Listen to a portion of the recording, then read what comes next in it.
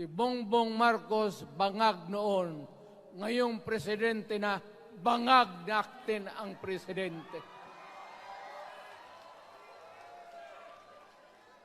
Kayong mga military, alam ninyo yan.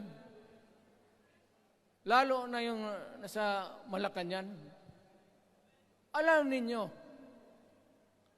the armed forces of the Philippines, alam ninyo, may drug addict tayo na presidente. Wala akong sinabi na ganun. Mama,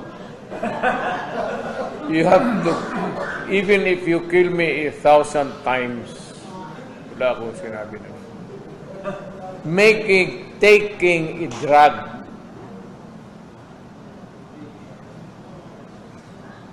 Pero kung sabihin mo, addict, wala akong sinabi na ganun. Patayin ako ni Marcos niyan. Maawa ka naman sa akin. Matanda na ako. Ano sinabi noon? If I can say it for to Marcos, I can say it for all.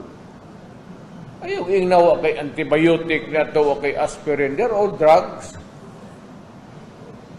It's just nomenclature. Pero wala akong sinabi na patayin ako ni Marcos niya.